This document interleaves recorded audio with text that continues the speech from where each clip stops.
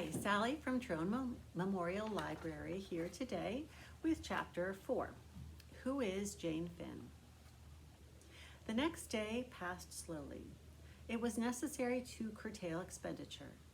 Carefully husbanded, 40 pounds will last a long time. Luckily, the weather was fine, and walking is cheap, dictated tuppence. An outlying picture house provided them with recreation for the evening. The day of disillusionment had been a Wednesday. On Thursday, the advertisement had duly appeared. On Friday, letters might be expected to arrive at Tommy's rooms. He had been bound by an honorable promise not to open any such letters if they did arrive, but to repair to the National Gallery, where his colleague would meet him at 10 o'clock. Tuppence was first at the rendezvous. She ensconced herself on a red velvet seat and gazed at the Turners with unseeing eyes until she saw the familiar figure enter the room. Well, returned Mr. Beresford provokingly, which is your favorite picture? Don't be a wretch. Aren't there any answers? Tommy shook his head with a deep and somewhat overacted melancholy.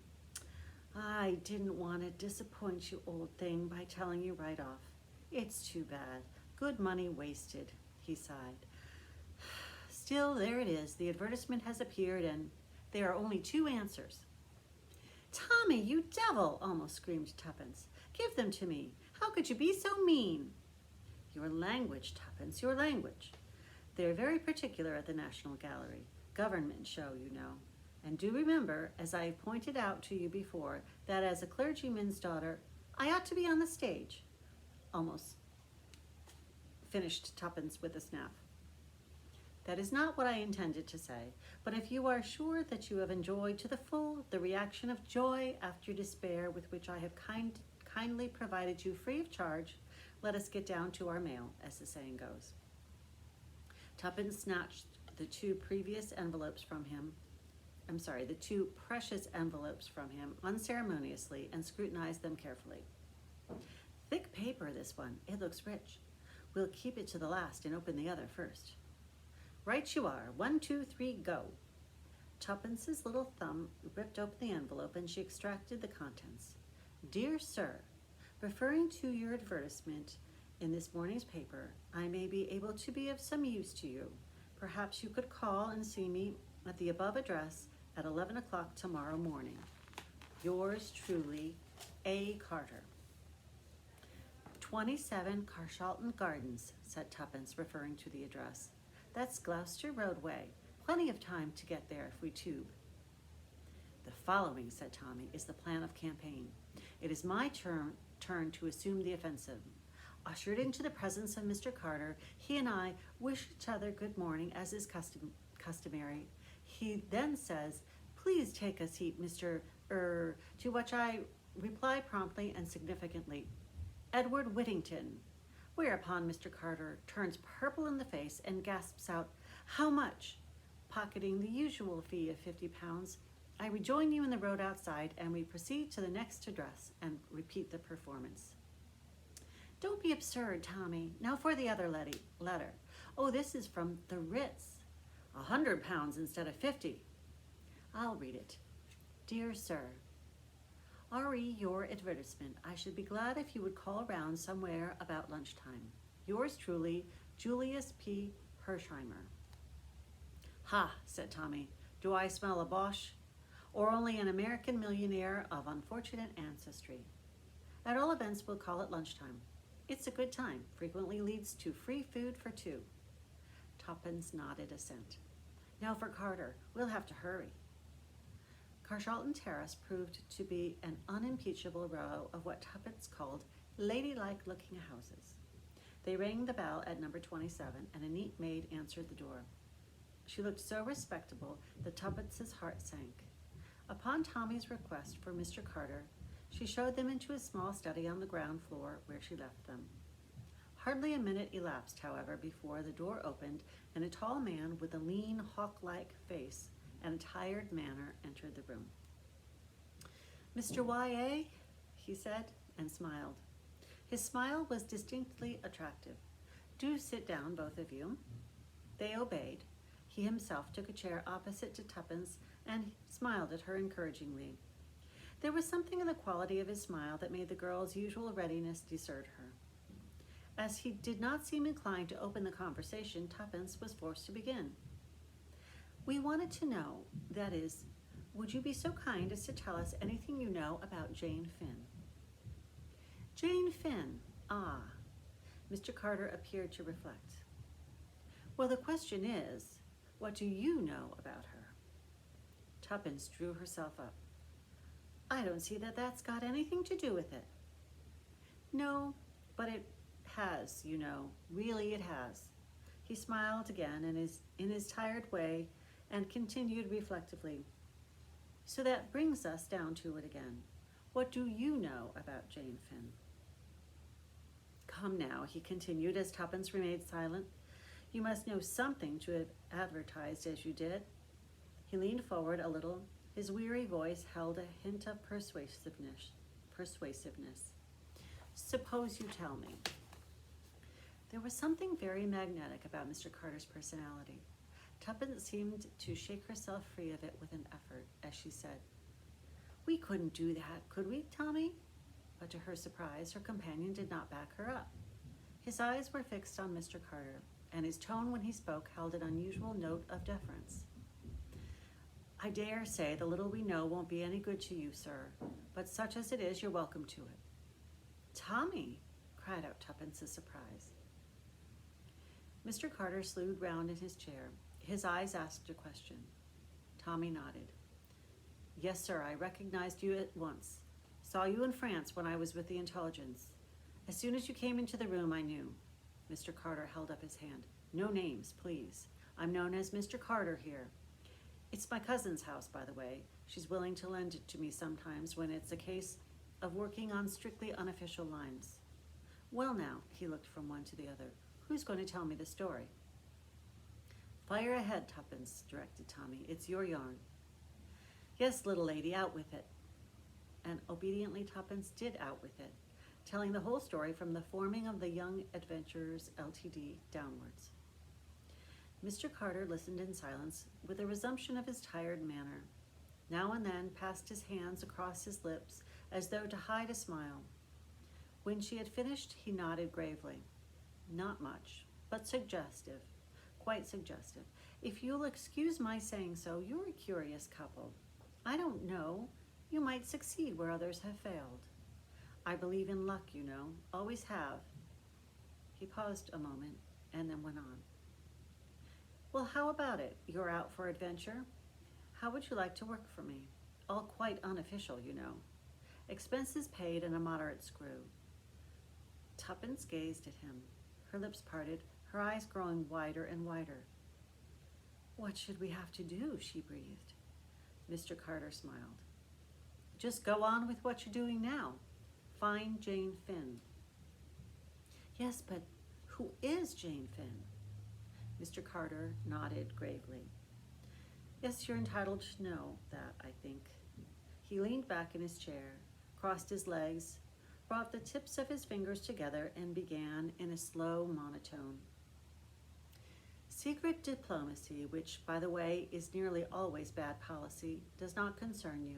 It will be sufficient to say that in the early days of 1915, a certain document came into being. It was the draft of a secret agreement, treaty, call it what you like.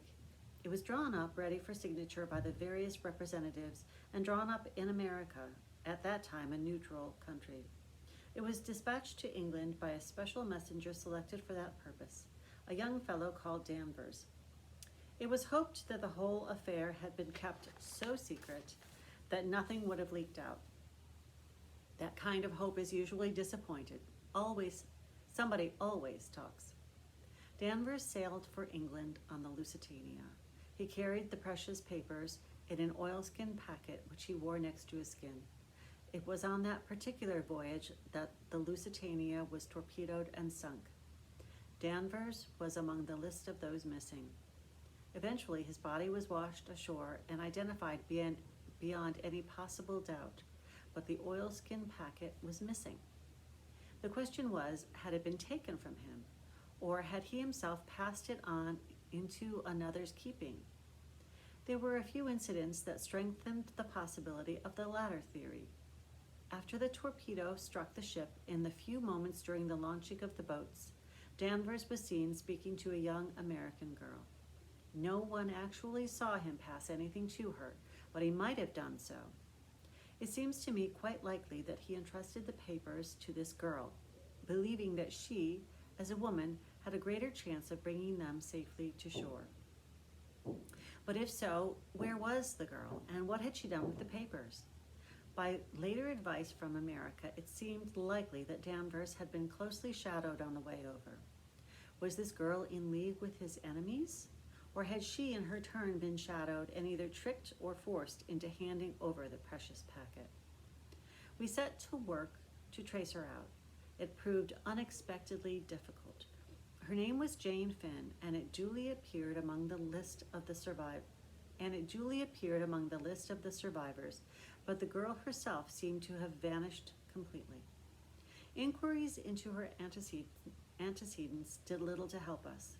She was an orphan and had been what we should call over here a pupil teacher in a small school out west. Her passport had been made out for Paris, where she was going to join the staff of a hospital. She had offered her services voluntarily, and after some correspondence, they had been accepted.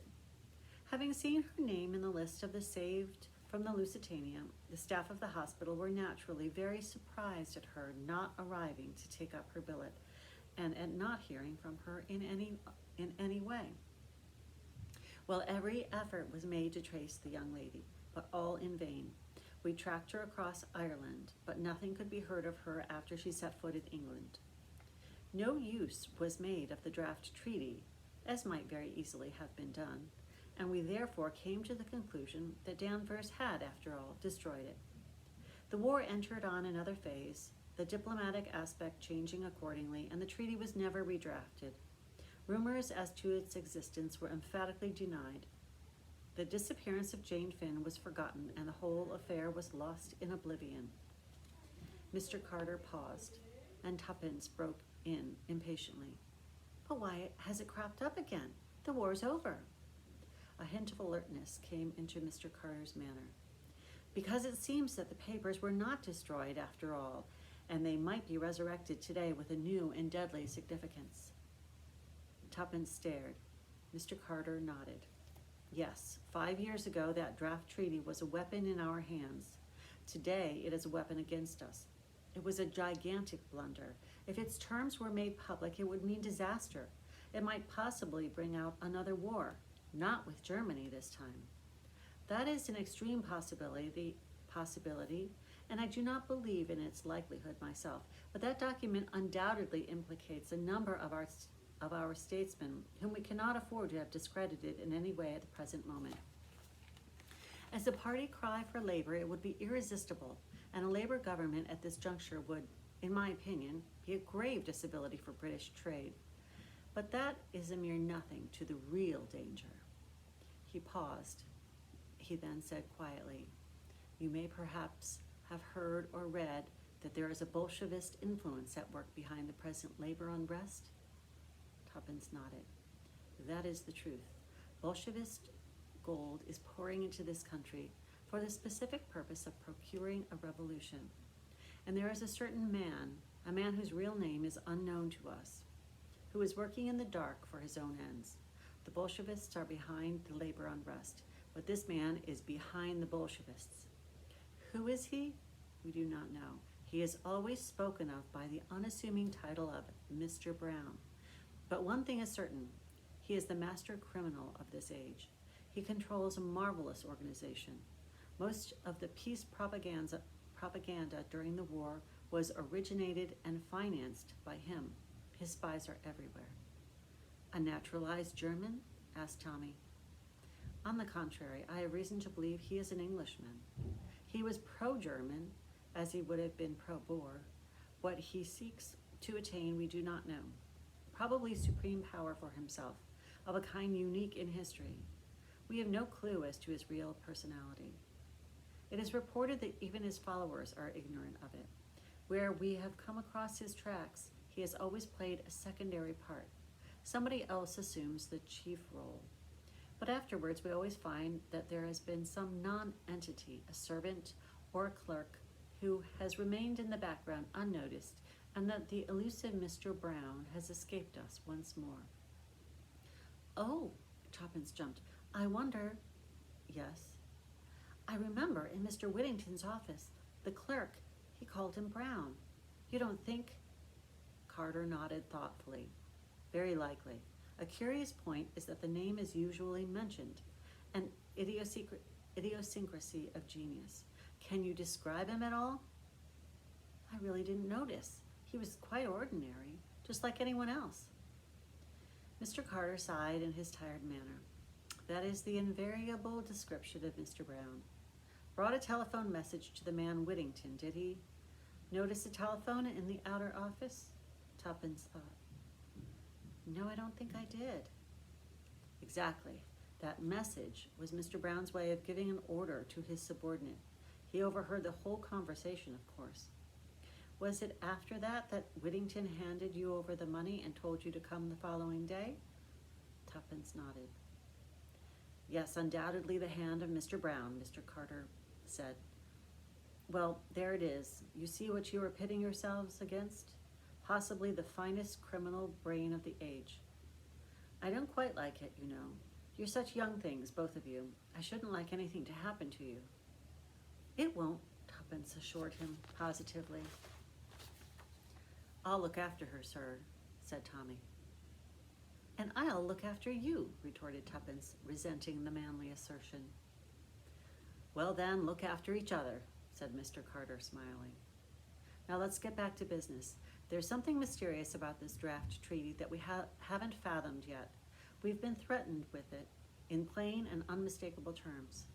The revolutionary element as good as declared that it's in their hands and that they intend to produce it at a given moment. On the other hand, they are clearly at fault about many of its provisions. The government consider it as mere bluff on their part and, rightly or wrongly, have stuck to the policy of absolute denial. I'm not so sure. There have been hints, indiscreet allusions, that seem to indicate that the menace is a real one. The position is much as though they had got hold of an incriminating document but couldn't read it because it was in cipher. But we know that the draft treaty wasn't in cipher. Couldn't be in the nature of things, so that won't wash. But there's something. Of course, Jane Finn may be dead for all we know, but I don't think so. The curious thing is that they're trying to get information about the girl from us. What? Yes, one or two little things have cropped up, and your story, little lady, confirms my idea. They know we're looking for Jane Finn. Well, they'll produce a Jane Finn of their own, say it at Pensionnat in Paris. Tuppence gasped, and Mr. Carter smiled.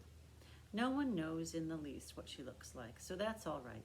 She's primed with a trumped-up tale, and her real business is to get as much information as possible out of us. See the idea? Then you think, Tuppence paused to grasp the supposition fully, that it was as Jane Finn that they wanted me to go to Paris? Mr. Carter smiled more wearily than ever. I believe in coincidences, you know, he said. And that is the end of chapter 4.